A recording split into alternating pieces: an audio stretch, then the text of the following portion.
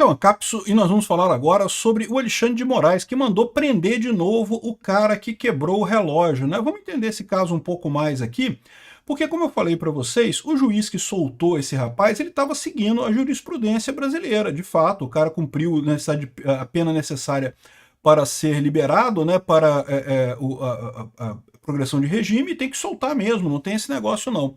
Mas o pessoal está apontando algumas irregularidades desse juiz, e aí a gente fica com a pulga atrás da orelha, né? De novo, eu falo para vocês muito tranquilamente, eu não vi nenhuma evidência de pessoas serem infiltrados nesse protesto até aqui. Agora, se de repente o cara fugir, pode ser que seja uma indicação séria de que foi planejada a coisa. Vamos entender esse caso aqui, porque segundo Alexandre de Moraes, o caso estava mesmo com o STF, não estava com a primeira instância. Esse é o ponto que eu falei no meu vídeo. Eu estranhei isso, porque eu falei, poxa, ué, eu achava que os casos do 8 de janeiro estavam todos com o STF. Então, como é que um juiz de primeira instância soltou o cara, né? E aparentemente o que o Alexandre de Moraes está alegando é que esse juiz não poderia ter solto esse cara. E aí, que pressão será que teve do juiz para soltar esse cara, né? Porque pode ser que por aí se chegue em alguma coisa. Essa notícia foi sugerida por William LF, da Seta Corno e várias outras pessoas. Obrigado aí ao pessoal que sugeriu notícias lá no nosso site, no visãolibertaria.com. E obrigado a você que está assistindo o nosso vídeo. Se você gosta do nosso conteúdo, por favor, deixe o seu like e se inscreva aqui no canal, né? Então, bom, a gente já deu essa notícia ontem, eu falei o absurdo que é terem soltado o cara. Não, assim, não, o absurdo não é terem soltado o cara, o absurdo é a incongruência entre as várias pessoas que ainda estão presas, entre o Daniel Silveira, que está preso, que já tem direito à progressão de regime e continua preso, o Alexandre de Moraes continua insistindo, ao passo que esse cara aqui, e eu falei isso no vídeo, que o caso dele está na primeira instância, porque foi um juiz de primeira instância que soltou ele, coisa e tal. E esse cara tá certo, esse juiz seguiu a jurisprudência que você tem nesses casos, né? Mas, logo em seguida, o Alexandre de Moraes mandou prender de novo o homem que quebrou o relógio do 8 de janeiro, falando que não, que esse juiz não pode fazer isso aqui, ó. Ferreira foi solto por decisão do juiz fulano de tal, na vara de execuções penais de Uberlândia. Ele tinha sido condenado a 17 anos e foi liberado depois de 2 anos e 4 meses de detenção. Isso daqui, gente, isso não é tão fora do comum não, tá? O pessoal pode estranhar, assim, pô, um cara foi 17 anos, soltou com 2 anos. A lei de execuções penais do Brasil é assim mesmo, você tem direito à progressão de regime. Ele não foi solto, ele progrediu para o regime semiaberto. E tipicamente no regime semiaberto, como não tem vaga em colônias penais para regime semiaberto, você acaba indo para casa, né, com a obrigação de ficar em casa, você está preso em casa. Isso é padrão, isso é o que acontece em todos os lugares do Brasil. A única exceção que tem a isso no Brasil é o caso do Daniel Silveira, que o Alexandre de Moraes fez a progressão dele para o semiaberto porque não tinha alternativa e, no entanto, ele obrigou a ser em colônia penal, uma coisa que não tem nem lógica isso, não tem nenhuma precedente, não tem nenhuma jurisprudência, nenhuma doutrina, nada. É pura vingança pessoal do Alexandre de Moraes contra o Daniel Silveira, é o que se tornou o STF aqui no Brasil, né? O que se tornou essa perseguição do Alexandre de Moraes contra o Daniel Silveira, né? Mas enfim, aqui ó, segundo a decisão judicial que concedeu a progressão de regime para o semiaberto, ele cumpriu a fração necessária para receber o benefício, não cometeu nenhuma falta, tem boa conduta carcerária, e daí o juiz lá da Vara de Execuções Penais de Uberlândia proferiu a decisão fora do âmbito da sua competência, segundo diz o Alexandre de Moraes, não havendo qualquer decisão dessa Suprema Corte que tenha lhe atribuído a competência para qualquer medida, a não ser a mera emissão do atestado de pena, né? Então, segundo o Alexandre de Moraes, isso é um outro absurdo, né? Bom, esse caso só tem absurdos, né? Mas, em tese, toda vez que você recebe uma condenação, que você vai preso, tem um juiz que é o cara que vai acompanhar a sua execução penal.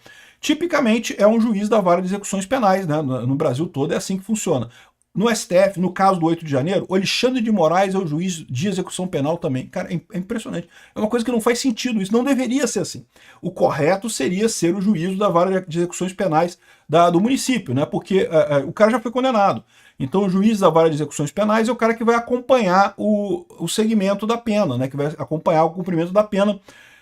Enfim, deveria ser assim, mas como vocês sabem, não existe mais lei no Brasil, né? Tudo agora é o que está na cabeça do Alexandre de Moraes, ele decidiu que ele é o juiz de execução penal de todo mundo, né? Aí, ainda que não fosse assim, o juiz de direito Lourenço Miglione, é o nome do cara aqui, né?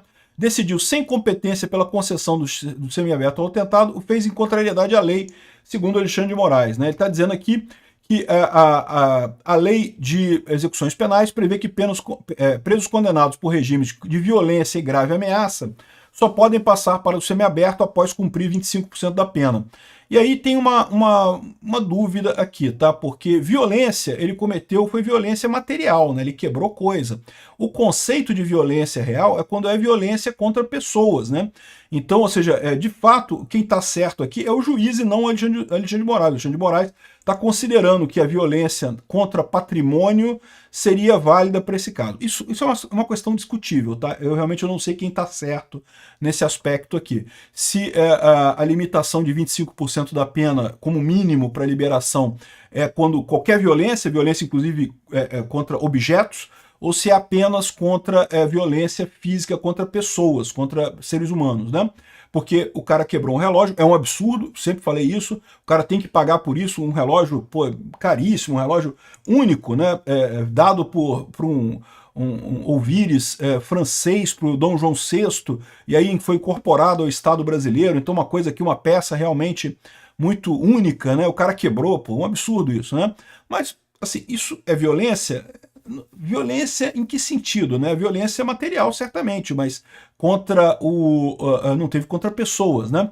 Então, de novo, a lei de execução penal não é muito clara quanto a isso. Ele só teria cumprido 16% da pena, isso já seria suficiente para crimes que não tenham violência e grave ameaça para o cara ter a progressão de regime, né?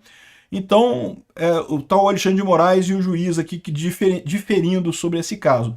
Mas o ponto central é que, segundo Alexandre de Moraes, só ele poderia conceder progressão de regime. Isso já gera um outro problema, né? Porque imagina, o caso do 8 de janeiro tem milhares de pessoas sendo condenadas aí, condenações absurdas, né? Mas então Alexandre de Moraes vai vai ser o juiz de execução penal desse pessoal todo, ele vai ficar durante anos lá no STF cuidando da progressão penal desse pessoal todo, ou o que vai acontecer é que esse pessoal vai ser esquecido na cadeia e não vai ter nenhum direito de progredir de regime, não vai ter direito a nada, né, pela vingança do Alexandre de Moraes, pela raiva do Alexandre de Moraes contra os brasileiros, contra o Brasil, né? Bom, e aí tem um outro aspecto nessa história que deixa mais estranha a coisa, né?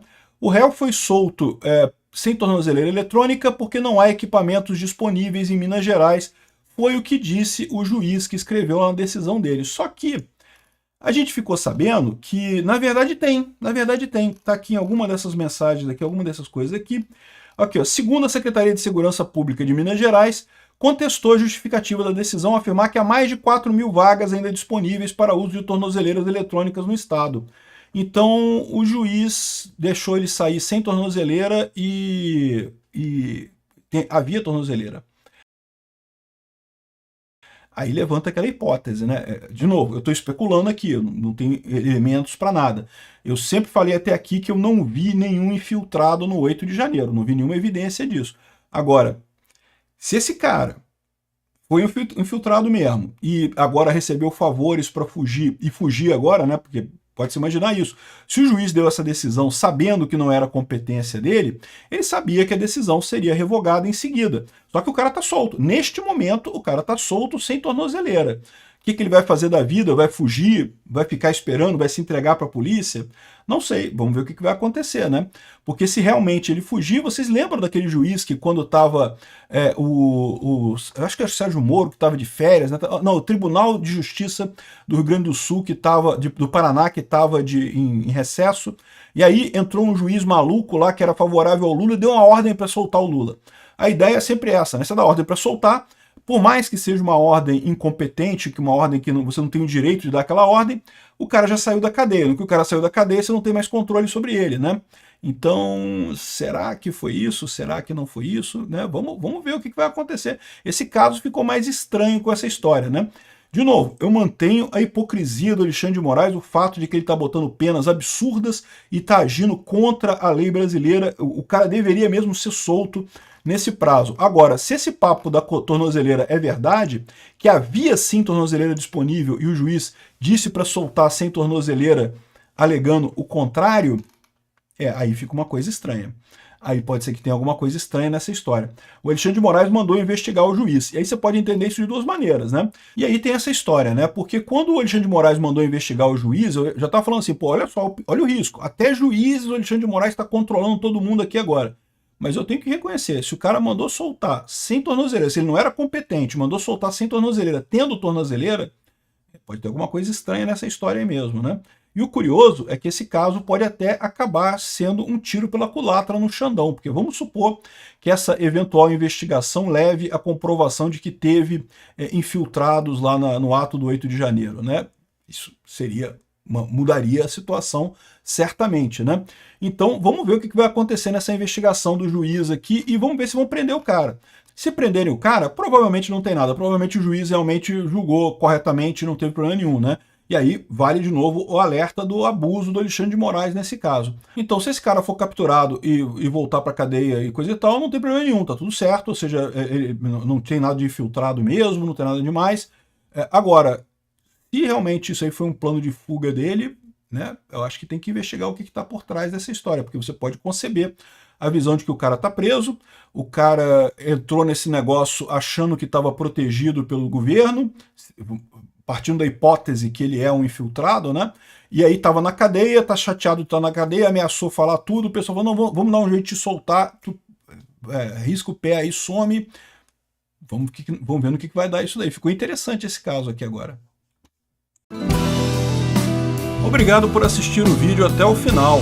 Além de curtir, compartilhar e se inscrever no canal, considere se tornar patrocinador com valores a partir de R$ 1,99. Clique no botão Seja Membro abaixo para saber as condições e vantagens de patrocinar o canal. Mais informações sobre o nosso projeto, visite nossos sites indicados na tela.